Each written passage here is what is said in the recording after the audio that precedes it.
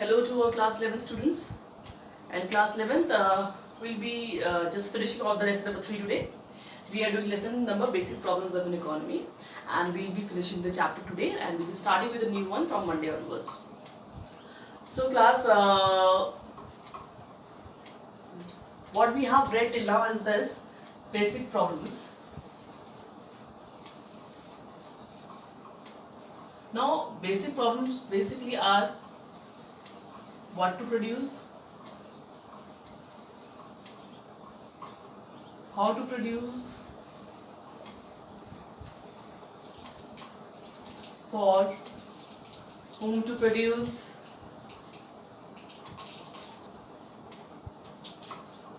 for whom to produce,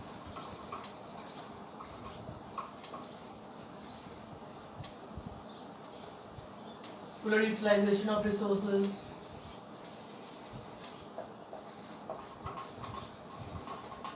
and economic growth. Now you must be wondering, why do we always call them basic problems? हम इसको basic भी बोल सकते हैं और फंडामेंटल प्रॉब्लम्स भी बोल सकते हैं. Now why we are calling these problems basic and fundamental? First of all, it becomes very important for us to understand कि हम इस बेसिक और फंडामेंटल क्यों बोल रहे हैं. देखो, किसी भी इकोनॉमी में, कोई भी इकोनॉमी देश में, वर्ल्ड में ऐसी नहीं है जो कि अपने आप में बिना किसी प्रॉब्लम के हो, बिना किसी फ्लॉ के हो, राइट. यूएसए जैसी इकोनॉमी जो कि इतनी डेवलप्ड इकोनॉमी है, जापान, यूएसए, फ्रांस, रशिया, ये सारी की सारी इकोनॉमीज इतनी डेवलप्ड इंडिया से बहुत आगे हैं, लेकिन फिर भी इनमें प्रॉब्लम्स हैं, राइट. नाउ अब क्या है, जब बार बार बोलते हैं बेसिक प्रॉब्लम्स और fundamental problems, why we are calling the basic, why we are using term basic? We are using term basic because basic means जो हर जगह मौजूद है, राइट. ऐसी प्रॉब्लम्स जो क्या है हर जगह प्रेवलेंट है. सो बेसिक इज, ठीक है, you will find this problem, you will find these problems in all type of economies, like developed, underdeveloped, or what, or you can say developing. Whether it's USA, whether it's India, whether it's Africa, you'll find these problems everywhere. Now when we talk about problem, what to produce? Now when we talk about problem, what to produce,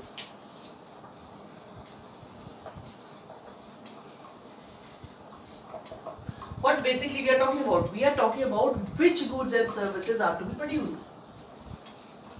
Which goods and services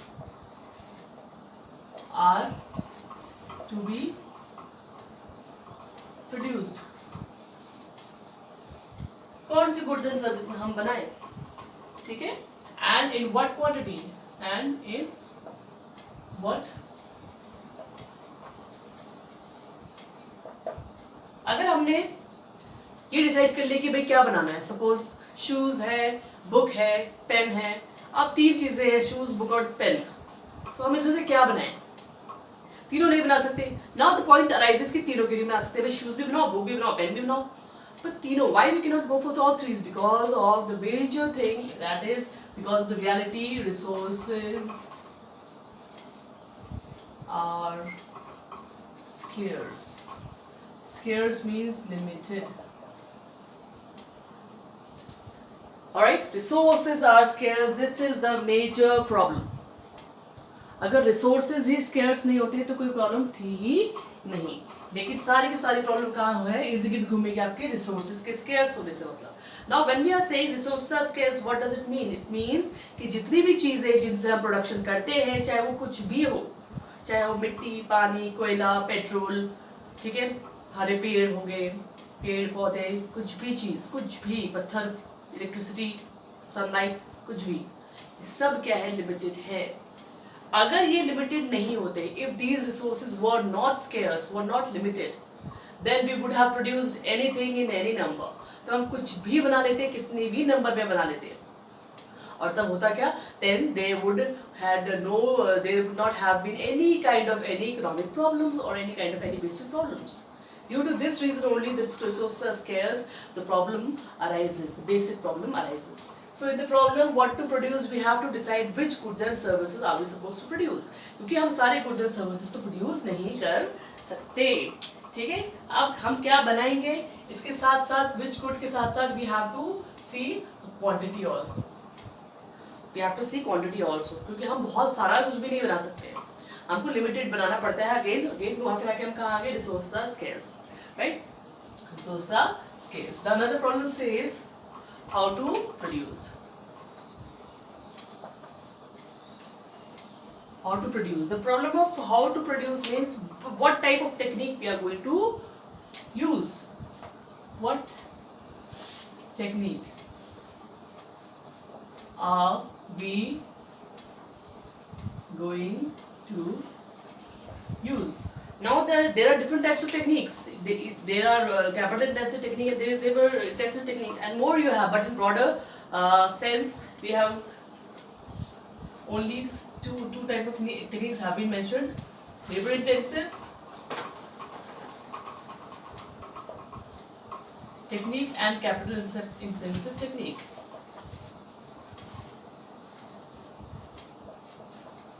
Now when we say labor intensive technique, what do we mean? When we say labor intensive technique, we mean that more of labor will be used and less of capital. The utilization of labor is going to be more than capital. मतलब labor ज़्यादा use होगा, capital कम use होगा. These types of technology basically are used in those countries which are poor, or the countries which have lot of labor with them, surplus labor with them. So they get labor cheaply, easily, and they like to go for the first technique, that is labor intensive technique. Now the another technique is capital intensive technique. What does capital intensive technique says? Capital intensive technique says it is that technique in which more of capital is used, that is more of machinery is used and less of labor is used. And this type of technique usually is used by the economies which are very well developed, like USA. USA goes for more of machinery and less of labor. Reason being this, that the population, that is labor population, is less there, and they find it cheap to use machinery rather than labor. So this is the next problem, how to produce. Third is for whom to produce.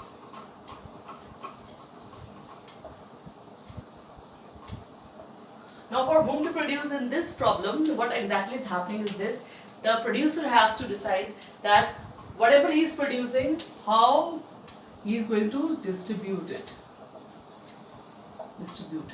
right? The income of nation distribution,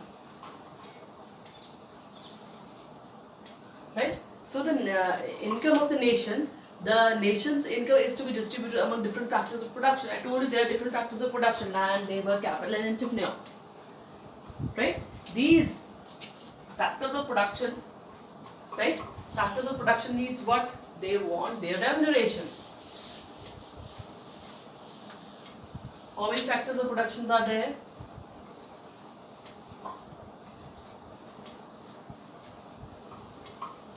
Four factors of production are there: land, labor, capital,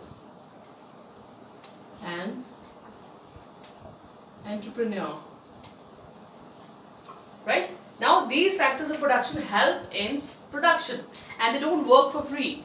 They need some remuneration. They want something in return. So land gets what? Rent. Labor gets wages. Capital gets interest. And entrepreneur get profit. So basically, the four factors of production are working for these remunerations. So when the production takes place, how much we are going to pay to land, how much to labor, and how much to capital, and how much to entrepreneur. This is the problem, which is known as for whom to produce. That means whatever the production is being done in the country, how that production is going to be distributed among the different factors of production, right? So this is what this discusses. The next problem, that is the basic problem of the economy, is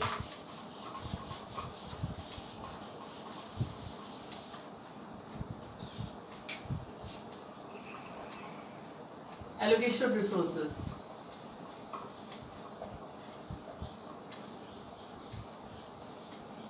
Allocation of resources means that how to use resources in the best possible manner, right? How to use resources, where to use resources, which resources to which place. This is a problem of employment and unemployment of resources. This is the problem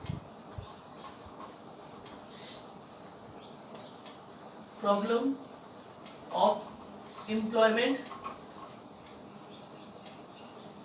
and unemployment of resources. Which resources is to be utilized in what number, right? Which resources to be utilized in what number, right? Sufficient amount of resources are not available in the economy. Resources, I told you, are what? Scarce, right? Resources are scarce, limited. So their proper utilization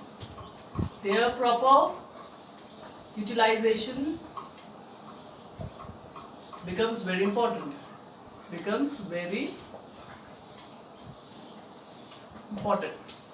And this is what the another problem of what? This is another problem of the economy, because every economy has limited resources with it, right? Unemployment of resources implies that capacity to produce some goods goes waste. If the resources are unemployed, if resources are not properly employed or they are unemployed, so there is wastage. That means whatever number of goods could have been produced, are not being produced. Why? Because the resources are not utilized, right? Resources are not utilized. And why would any country would say that I'm not going to utilize resources? There could be two reasons. First of all, that the demand is less, and second is this, that they don't have proper knowledge, or therefore do not have proper awareness to how to use these resources, or how this particular resource can be used for, or what they can be used for, right? So unemployment is the another problem, but no country wants to keep its resources idle, otherwise they'll go waste. If we would have used a particular resource, we would have produced 500 units more, but we are producing only 400 units. Why? Because we are not using the resources properly, right? For instance, if a worker is unemployed for some time, so we can just take an example. For example, if a worker is unemployed for some time due to any reason, then that worker would have helped in production a lot, but he is not getting job because of certain problems, political reasons or economic reasons in the country. So what is happening here is this, that the resources are not being properly used, right? So this is another problem. And the last problem is the problem of economic growth, or you can say only growth. Problem of growth. Every country has to what? Grow in a particular pace. If a country is not growing, now what does basically growth means? Growth means that the per capita income of the country is what? Increasing regularly. If the per capita income, that is the income of the people, is increasing regularly, that means the living standard of the people is also increasing. So when we talk about the growth of the nation, we always take it in the sense that the living standard of the people is increasing, which will only happen when there is a increase in the income of the people. So if the income of the people is increasing, and when will the income increase? The income will increase when they get employment, when they get the proper jobs. So basically, you can also say that employment, economic growth can also be said that economic growth means, or economic growth means more and more capacity for a country to produce. More industries, more factories, more machineries. So more the industries, more the factory, more the capacity with the country to produce, more there will be creation of jobs, more the creation of opportunities of employment, and more people will be employed, and there will be increase in their income, which will lead to increase in per capita income as well as in the standard of living also, right? So this is the another problem which can be depicted on what? a PP of a country. Now, the another problem is this, that so when we are talking about problem of growth, we mean there should be increase in per capita income of people. If there is continuous increase in the per capita of income, what does that mean? That the production capacity of the nation is what? Increasing, which is a good signal. That's why we call it economic problem of economic growth. Last was PPC. What we read in PPC? Production possibility curve is a curve which shows various combination of two goods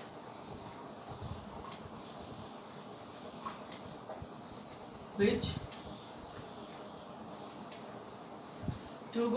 can be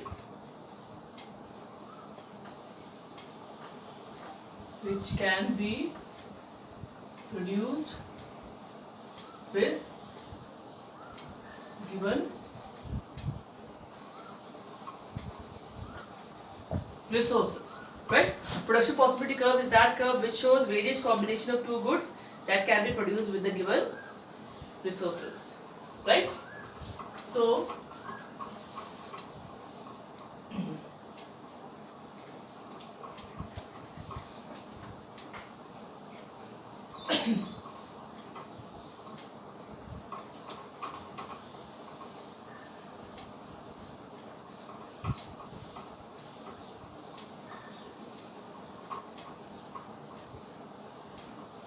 a PPC is downward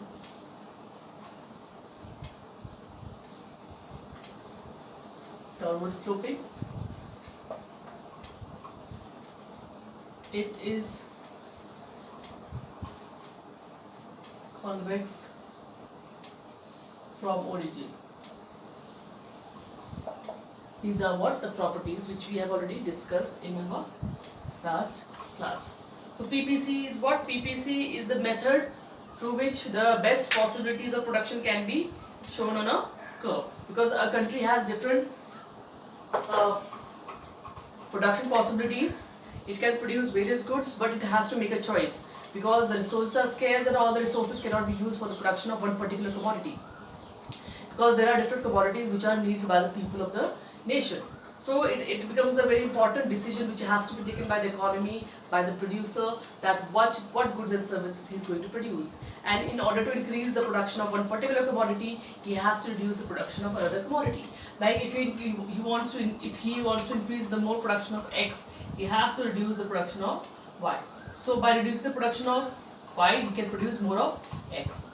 Less, more of X. Less of Y, more of X.